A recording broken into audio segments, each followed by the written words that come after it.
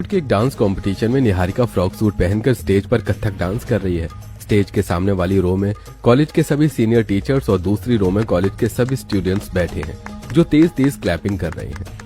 कितनी होशियार लड़की है और कितनी खूबसूरती से ये क्लासिकल गाने पर नृत्य कर रही है। सच में इसके इस नृत्य ने तो मेरा मन जीत लिया है। मैं इसके नृत्य को देखकर बहुत प्रभावित हो रही हूँ। ऐसा नृत्य आज के समय पर देखना बहुत मुश्किल है।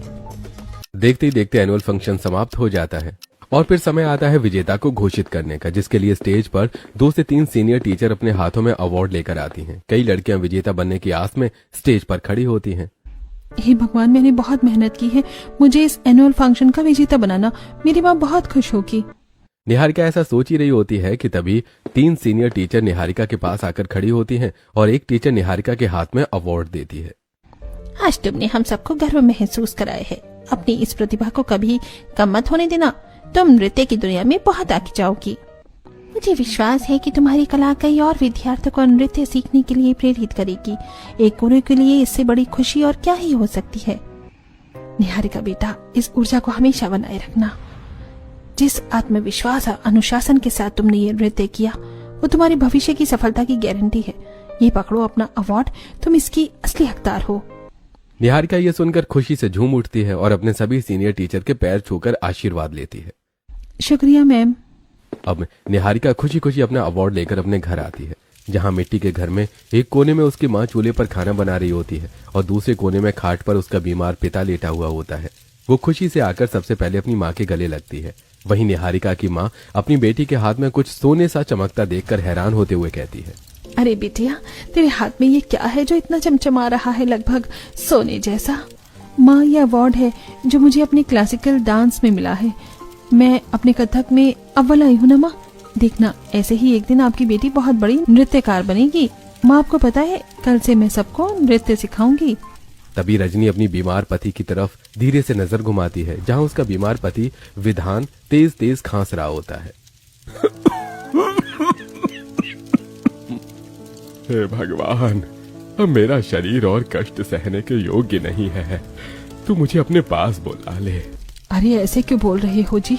सबके सामने बेटी खड़ी है, देखिए आज उसको अवार्ड मिला है। अरे मेरी बेटी एक दिन बहुत आगे जाएगी, मुझे इस पर पूरा विश्वास है। निहारिका, देख रही हो तुम्हारे पिताजी ठीक से बोल भी नहीं पा रहे हैं। घर का दाना पानी भी एक दिन पर दिन मुश्किल होता जा रहा है। निहारिका, तुम कल से इंस्टीट्यूट जाना छोड़ दो। घर पर रहकर ही घर संभालो और मैं बाहर जाकर काम करूंगी। नहीं माँ, ऐसा मत कहो, मुझे डांस बहुत पसंद है। बेटी, कौन माँ नहीं चाहती कि उसकी बेटी आगे बढ़े, पर तुम घर के हालात तो देख ही रही हो ना। तुम्हें अपना डांस छोड़ना ही होगा और अपने इस शौक को अपने अंदर ही दबा कर मारना होगा। कोई बात नहीं माँ, मेरे शौक आप लोगों से ज्यादा बड़े नहीं हैं। मेरे लिए आप लोग बहुत महत्वपूर्ण रखते हैं। मैं कल से कहीं नहीं जाऊंगी माँ। अब अगले दिन से रजनी लोगों के घर में जाकर झाड़ू पोछा बर्तन का काम करने लगती है। वहीं निहारिका अपने पिता की देखभाल करती है और पूरा घर अकेले संभालती है। इसी तरह एक दिन खाली समय में अपने घर के आंगन में छोटे छोटे म्यूजिक स्पीकर में क्लासिक सॉन्ग चलाकर निहारिका नृत्य कर रही होती है। तभी पड़ोस की कुछ औरतें निहारिका को नृत्य करता देख कहती हैं, निहारिका बेटा, तुम तो बहुत अच्छी कथक नृत्य जानती हो। क्या तुम इस तरह का नृत्य मेरी बेटी को भी सिखा सकती हो? उसकी उम्र अभी करीबन 12 साल है। सुमित्रा की बेटी के साथ साथ निहारिका, तुम मेरी भी बेटी को कथक डांस सिखाना। मैं चाहती हूँ उसे भी अपनी संस्कृति से जुड़ी चीज आनी चाहिए। जी मैं उन्हें सिखा दूंगी, आप उन्हें हर शाम भेज दीजिएगा। अब इसी तरह गांव की 4 से 5 लड़कियां जिनकी उम्र 12 से 13 साल होती है, वो दिन प्रतिदिन निहारिका के पास आकर आंगन में नृत्य सीखती है, जिससे निहारिका की थोड़ी बहुत कमाई हो जाती है। तभी एक दिन निहारिका बच्चों को नृत्य सिखा रही होती है और उसकी कुछ सहेलियां वहां आ जाती हैं, जो उसे नृत्य करता देखकर कहती है, अरे निहारिका, तुम यहाँ नाच रही हो? इससे बढ़िया तो तुम इंस्टीट्यूट आ जाती। खैर छोड़ो, हम लोग शॉपिंग पर जा रहे हैं, तुम भी चलो ना हमारे साथ। अरे अनुष्का, तुम्हें लगता है कि ये गरीब लड़की हमारे साथ शॉपिंग करने आ सकती है? पैसे होंगे इसके पास? छोड़ो, मुझे तो लगता है इसे तो शौक भी नहीं होगा इन सब चीजों का। इस गरीब के क्या ही शौक होंगे। चलो हम अकेले ही चलते हैं। अब हालातों की माली निहारिका अनुष्का और प्रियंका के किसी भी बात का जवाब नहीं दे पाती है और उसकी आंखें नम हो जाती हैं। आखिर मैं लोगों को कैसे समझाऊं कि मेरे भी बहुत ऊंचे ऊंचे शौक हैं, लेकिन उन शौक को पूरा करने के लिए मेरे पास पैसे नहीं हैं। वहीं आसपास नृत्य करती लड़कियां निहारिका की आंखों में आंसू देखकर, दीदी दीदी आप रो क्यों रही हो? आपकी आंखों में आंसू अच्छे नहीं लगते, आप मुस्कुराती हुई अच्छी लगती हो। हाँ निहारिका दीदी, आप इतनी सुंदर हैं, आपकी आंखों में आंसू अच्छा नहीं लगता। मुझे पता है, जब से वो दोनों दीदी यहाँ से गई हैं तब से आप बहुत दुखी हो। वो दोनों दीदी बहुत बुरी थी। नहीं बच्चों, बुरे वो लोग नहीं जो बुरे हालात में हैं। उन पर बातों की नजरअंदाज करो और जब आज की क्लास खत्म होती है तुम लोग अपने अपने घर जाओ। इसी तरह एक दिन निहारिका की एक क्लोज फ्रेंड शिल्पी उसके घर कार से आती है और घर के बाहर गाड़ी खड़ी करके तेज तेज हॉर्न बजाती है। निहारिका आवाज सुनकर बाहर आती है। शिल्पी अपनी गाड़ी के शीशे को नीचे करती है और निहारिका उसकी गाड़ी को छू छू कर देखती है। शिल्पी, तूने इतनी बड़ी गाड़ी खरीद ली और तुझे ड्राइविंग भी आ गई। कितना अच्छा लग रहा होगा ना तुझे ड्राइविंग के अंदर। मेरा भी शौक है गाड़ी चलाने का। अरे तो आना बैठ मेरी कार के अंदर, हम लोग दोनों लॉन्ग राइड पर चलते हैं। अब शिल्पी निहारिका के साथ उसकी गाड़ी में बैठकर निकल पड़ती है, लेकिन थोड़ी दूर चलते ही गाड़ी के सामने शिल्पी की माँ आ जाती है, जो मॉडर्न साड़ी में होती है। माँ को देखकर शिल्पी अपनी गाड़ी रोककर गाड़ी से बाहर निकलती है। वहीं शिल्पी की माँ गरीब निहारिका को गाड़ी में देखकर उसका हाथ पकड़कर मोड़ते हुए कहती है, बहुत शौक है महंगी गाड़ी में बैठने का, तो अपनी माँ से क्यों नहीं कहती कि वो तुम्हें भी गाड़ी दिलाए। मेरी बेटी का सहारा लेकर मेरी बेटी की गाड़ी में बैठकर तुम अपने शौक पूरे कर रही हो और मेरी बेवकूफ बेटी अपना फ्यूल खत्म कर रही है। आंटी, मेरे हाथों में दर्द हो रहा है। माँ, निहारिका को छोड़ दो, वो इस गाड़ी में नहीं बैठी, मैंने उसे बिठाया था इस गाड़ी में। कोई बात नहीं, आज के बाद कभी बैठने की कोशिश भी नहीं करेगी ये। वहीं दूसरों के घर में काम करके आती रजनी लक्ष्मी को उसकी बेटी का हाथ मरोड़ते हुए देख लेती है। अरे लक्ष्मी, तुम मेरी बेटी के साथ ऐसा क्यों कर रही हो? ज्यादा शरीफ बन रही हो तुम और तुम्हारी बेटी। अच्छे से जानती हूँ मैं, तुम गरीबों को अपने शौक पूरे करने के लिए बड़ों से रिश्ते जोड़ती हो। अपनी बेटी को बोलो कि बड़े शौक तब पाले जब उनकी माँ उसे पूरा कर सके। तुम्हारी बेटी मेरी बेटी की कार में घूम रही थी। ठीक है, मैं अपनी बेटी को समझाऊंगी, पर तुम मेरी बेटी का हाथ छोड़ो। अब रजनी अपनी बेटी को घर लेकर आती है और उसे समझाती है। बेटी तो इतनी बड़ी होकर भी बच्चों जैसी हरकतें करती है, क्या जरूरत थी लक्ष्मी को बेटी की कार में बैठने की? माँ, मेरा भी शौक है बड़ी गाड़ियाँ चलाने का, उनमें घूमने का, पर अफसोस मैं उसे पूरा नहीं कर सकती। इसीलिए जब शिल्पी आई तो मैं खुद को रोक नहीं पाई और उसकी गाड़ी में बैठ गई, जिसका नतीजा मुझे आपको सड़क पर अपमानित करना पड़ा। अब इसी तरह कुछ हफ्ते गुजरते हैं और एक दिन रजनी लोगों के घरों का काम खत्म करके रजवाड़ी परिवार के बहुत बड़े आलीशान कोठी के सामने से गुजर रही होती है, जहां रजवाड़े परिवार के लोग गरीब लोगों को अनाज और कपड़े दान कर रहे होते हैं। हे भगवान, ये रजवाड़ी परिवार कितने अमीर होते हैं। इनके पास भगवान ने एक दिन के भर की कमी नहीं छोड़ी है। अब रजनी यही सोचती सोचती घर आ जाती है। इसी तरह एक दिन निहारिका अपने घर के बाहर बच्चों को नृत्य सिखा रही होती है कि तभी वहां रजवाड़े परिवार की मालकिन अमरावती और अपनी बहू कौशल्या के साथ वहां से गुजर रही होती है और वो दोनों ही निहारिका का नृत्य देखकर प्रसन्न हो जाती है। माजी देखिए, ये मासूम लड़की कितनी खूबसूरत है, हमारी संस्कृति से जुड़ा हुआ नृत्य कर रही है। इसका नृत्य तो देखकर मन प्रसन्न हो रहा है। हाँ, ये बहुत खूबसूरत लड़की नृत्य तो अति उत्तम कर रही है। ऐसा नृत्य एक टाइम पर हमारे रजवाड़े परिवार की शान हुआ करता था, पर आजकल की मॉडर्न लड़कियां इस नृत्य को भूलकर महंगे महंगे डिस्को बार और क्लब में जाकर पैसे बर्बाद करती हैं। सही कहा माँ जी आपने। वैसे माँ जी, मुहूर्त का समय निकलते जा रहा है, हम यहाँ इस गांव में अपने रिश्तेदारों की पूजा पाठ में आए थे। हाँ, चलो चलो चलते हैं। दूसरी तरफ निहारिका मगरूर होकर अपने नृत्य में खोई हुई होती है। इसी तरह कुछ हफ्ते गुजरते हैं और एक दिन रजवाड़ी परिवार का सबसे छोटा बेटा भी अपनी कार से निहारिका के घर सामने से गुजर रहा होता है। तभी अपने कार के शीशे से वो घर के आंगन में नृत्य करती निहारिका को देखकर ठहर सा जाता है। उसकी सांसें थम जाती हैं। निहारिका की खूबसूरती और उसके नृत्य में साफ साफ झलक रही होती है। कार्तिक कार से बाहर निकलता है और एक टक निहारिका को ताकने लगता है। नृत्य करती निहारिका की नजर कार्तिक के ऊपर जाती है। ये कौन है जो मुझे इतनी देर से देखे जा रहा है? आज से पहले तो इन्हें अपने यहाँ कभी नहीं देखा। बच्चों चलो, तुम्हारे नृत्य क्लास अब यहीं खत्म होती है, अब कल आना। बच्चों को जाता देख कार्तिक भी वहां से चला जाता है और फिर इसी तरह 3 से 4 हफ्ते लगातार कार्तिक निहारिका के घर के सामने आकर खड़ा होकर उसके नृत्य को बस देखता रहता था। ये लड़की कितनी खूबसूरत है, ये तो मेरे दिलो दिमाग में बैठ चुकी है। अगर मेरा बस चले तो मैं इसे ताउम्र ऐसे ही देखता रहूं। कार्तिक ऐसा सोच ही रहा होता है कि इतने में निहारिका उसके पास आती है। कई दिनों से मैं देख रही हूँ आपको कि आप रोज आकर मेरे घर के बाहर खड़े हो जाते हैं। कोई बात है क्या, या आपको अपने बच्चों का दिखावा करना है मेरे छोटे से नृत्य क्लासेस में? वैसे आप तो बहुत भव्य परिवार से लगते हैं। जी मैं रजवाड़ी परिवार से हूँ और हाँ, शादीशुदा नहीं, कुंवारा हूँ। मैं यहाँ सिर्फ आपका स्पेशल नृत्य देखने आता हूँ और कुछ नहीं, क्योंकि आपका ये कथक नृत्य हमारे रजवाड़ी परिवार की शान है, शान। कार्तिक की बात सुनकर निहारिका मुस्कुरा देती है और फिर इस दिन के बाद से निहारिका हर दिन बच्चों को नृत्य सिखाकर कार्तिक के पास आकर उससे मिलती है। कुछ दिन ऐसे ही गुजरते हैं और एक दिन निहारिका के सभी स्टूडेंट्स निहारिका के हाथ में अपनी अपनी फीस देते हैं और बच्चों के जाने के बाद निहारिका सभी पैसों को गिनने लगती है। 500, 600, 700, पूरे 700 रुपए हैं। इन पैसों से तो बस घर का थोड़ा बहुत राशन आ पाएगा और माँ के कमाए हुए पैसे भी पिताजी की दवाई में चले जाएंगे। कुछ नहीं बच पाता हर बार। लगता है अच्छा खाना खाने का मेरा शौक ही पूरा नहीं हो पाएगा। दूर खड़ा कार्तिक ये सारी बातें सुन लेता है और पहली बार कार्तिक निहारिका के आंगन में आकर, अरे निहारिका, तुम्हारी जैसी लड़की मैंने सच में कहीं नहीं देखी। तुम कितना सेक्रीफाइस करती हो अपनी फैमिली के लिए। तुम्हारे इतने सारे शौक हैं, पर उन सभी शौक को मारकर तुम सबसे पहले अपनी फैमिली के बारे में सोच रही हो। तुम्हें अच्छा खाना खाना है, चलो मैं तुम्हें खिलाता हूँ। और कौन कौन से शौक है तुम्हारे, बताओ, मैं पूरा करूंगा सब। आप क्यों पूरा करेंगे? और मेरा क्या नाता है आपसे जो आप मेरे शौक को पूरा करेंगे? मैं अपने शौक के अपने बलबूते पर पूरा करूंगी।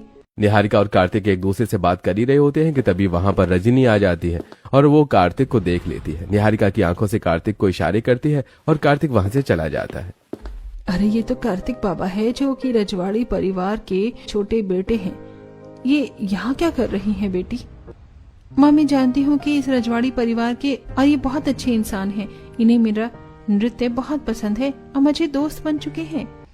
बेटी, ये रजवाड़ी परिवार बहुत पैसे वाले होते हैं और ये लोग एक उच्च श्रेणी में आते हैं। इनके आगे हम गरीब परिवार वालों की तो कोई इज्जत ही नहीं है। इसलिए बेटा, समय रहते तुम कार्तिक से दूरियां बनाना। अब जहां निहारिका कार्तिक से दूरियां बनाने की सोचती है, वहीं कार्तिक अपने पूरे परिवार के सामने निहारिका से शादी करने का प्रस्ताव रखता है। कार्तिक के परिवार वाले काफी रईस और अमीर होते हैं। उन्होंने रजवाड़ी पोशाक पहने हुए होते हैं। स्त्रियों के सिर पर घूंघट और शरीर पर सोने के आभूषण होते हैं। वहीं पुरुष के माथे पर टोपी, बदन पर रजवाड़ी कुर्ता पजामा होता है। बहुएं भी उस घर में रजवाड़ी घाघरे चोली के साथ सिर पर घूंघट लिए खड़ी होती हैं। बेटा कार्तिक, तुम कहीं उस लड़की से बात तो नहीं करनी चाहते हो जो केशवपुर गांव में रहती है और कथक करती है, साथ ही छोटी छोटी बच्चियों को सिखाती भी है? जी, मैं उसी की बात कर रहा हूँ। वो लड़की बहुत सुंदर, सुशील और समझदार है। बस हमसे थोड़ी गरीब है वो लोग। कार्तिक मेरे पोते, वो लड़की तो हमें भी कुछ समय पहले ही मन को भा गई थी, पर हमें नहीं पता था कि वो हमारे घर के चिराग के दिलो दिमाग पर भी घर बनाएगी। हमें वो लड़की पसंद है। ये क्या बात हुई दादी सा? रोड पर नाच करती हुई कोई भी लड़की इस घर की बहू बन जाएगी क्या? सच में दीवची, आपको थोड़ा तो हमारे रजवाड़ी परिवार की इज्जत के बारे में ख्याल नहीं आया? एक नाच करने वाली गरीब लड़की हमारे रजवाड़ी परिवार की बहू बनेगी? आप लोगों ने कैसे सोच लिया? और माँ जी, दादाजी, आप इस बात से सहमत कैसे हैं? मीनाक्षी, तुम इस तरह से कैसे बोल रही हो? ये कोई तरीका है बात करने का? हाँ पलक, तुम्हें भी बोलने के लिए अगर खुला छोड़ दिया जाए तो तुम कुछ भी बोलने लगती हो। शुक्रिया भैया, आपने अपनी पत्नी के इस बर्ताव पर आवाज उठाई। और भाभी, आप लोग मेरी पसंद पर इस तरह से उंगलियां मत उठाइए और आप सड़क पर नाच करने वाली लड़कियों से मेरी पसंद की लड़की की तुलना मत कीजिए। वो सबसे अलग है और वो कथक करती है जो हमारी संस्कृति से जुड़ी हुई है। सही कह रहे हो कार्तिक, तुम और हमारा पूरा परिवार अब तुम्हारी पसंद की लड़की से तुम्हारा विवाह करने के लिए सहमत है। हम कल ही उनके घर जाएंगे। अब अगले ही दिन 1 से 2 नौकर अपने हाथ में शादी के शगुन का सामान लेकर अमरावती, कौशल्या और कार्तिक के साथ निहारिका के घर में घुसते हैं। ये सब देखकर निहारिका का बीमार पिता जैसे तैसे लाठी के सहारे उठकर खड़े होते हैं। रजनी भी आश्चर्यजनक होते हुए कहती है, अरे आप लोग मेरे करीब घर के अचानक बाहर, मुझे तो विश्वास ही नहीं हो रहा। कार्तिक जी, आप यहाँ?